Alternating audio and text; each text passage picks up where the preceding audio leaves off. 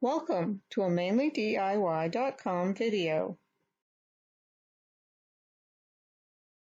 Hey, good morning. Welcome to Mainly DIY's new series on knitting. We're going to take you step through cast on, knitting, purling, and then some other stitches. So be sure to join us at Mainly DIY for some extra tips and details. We also have videos on crocheting, their needle fiber projects, and a whole bunch of other crafting projects. So be sure to check out MainelyDiY.com. Hey, welcome back to Mainly DIY, our new series on knitting. And so we have our yarn all cast on our needles.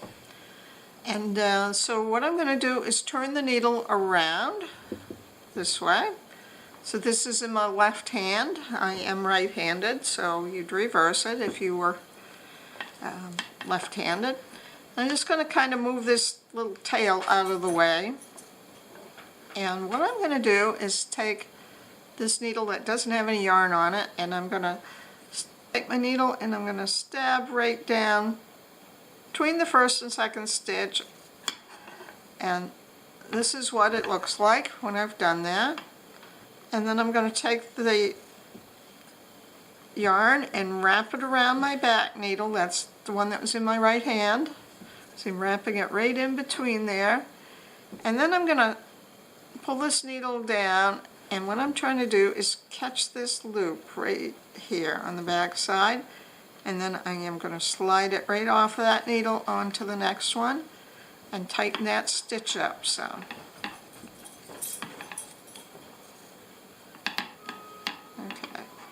I just did my first knit stitch. So let's continue on. So I'm going down, kind of stabbing under that first stitch. Kind of go like a tent post here. And then I'm wrapping it around. And I'm going to slide this right needle down. And I want to pick up that loop that I wrapped around. And then I'm going to slide it off the left-hand needle. And then I want to tighten that up because I don't want my stitches to be loosey-goosey. But I don't want them super tight because they won't slide between needles. Makes the stitching really hard. So you can even bring your one you're working on, the next stitch, down closer to the point of the needle. So you've got a little bit more room to get the right hand one in there. I'm wrapping the yarn around and pulling it up through. So I'm going down, so I'm going to slide that closer to the needle end, that stitch I want to work on. I'm kind of stabbing down under that stitch. See, that's what it looks like on both sides. And then I'm going to wrap my yarn around my back needle so it sits right between those two stitches, or the two needles rather, and then I'm going to come with my bottom needle, slide it down, making sure I pick up my stitch, and then sliding it off my left-hand needle.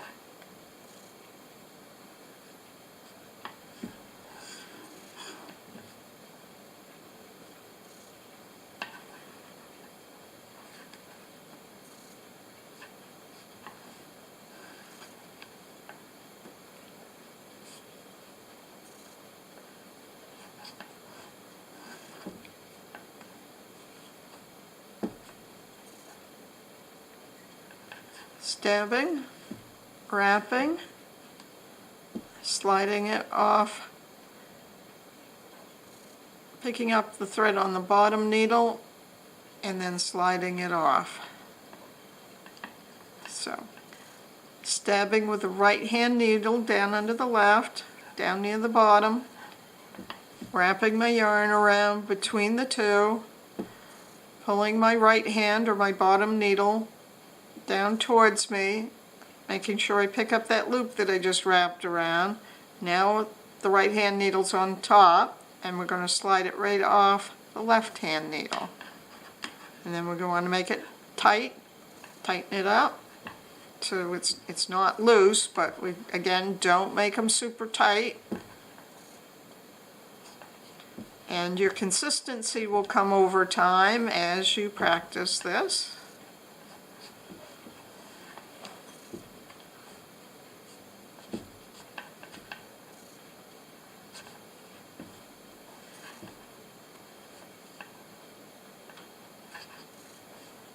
And we're going to continue on till we get all the way to the end of the row.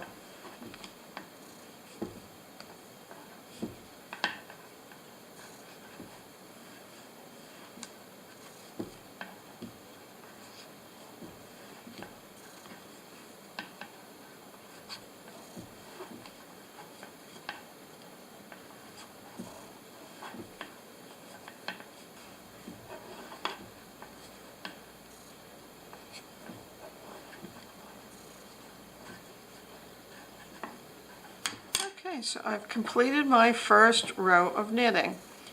Now I've done this on kind of a big needle so that you can see my stitches, plus it goes a lot faster on a big needle. Okay, you can kind of see what the stitch looks like. It's almost like, I like to call it a shawl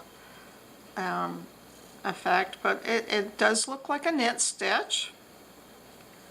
Okay. Typically what you think of with knitting. And then we're going to turn it over and just repeat the process on another row.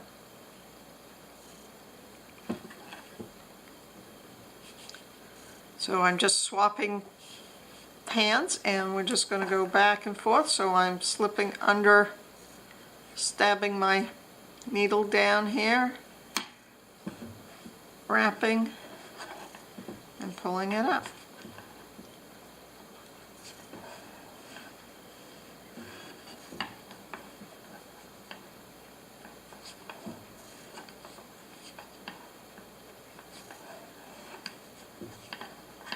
So let's go over this again. So I'm stabbing right under this first piece of yarn, this first loop, stabbing right down so my needle splits the stitch kind of like that, kind of like a teepee post, if you will.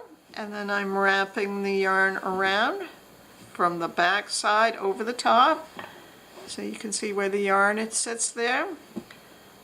I'm going to slide that right needle down so that I can grab that loop that I just put on there.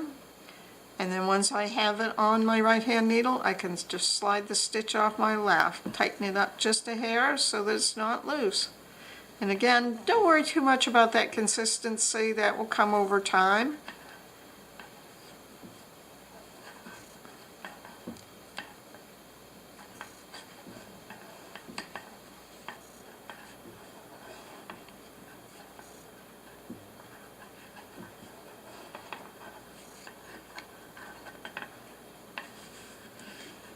Okay, so I have just completed my second row of knitting, and that stitch has kind of disappeared and I've got a bump. Well, let's do a couple more rows and see what our knitting looks like.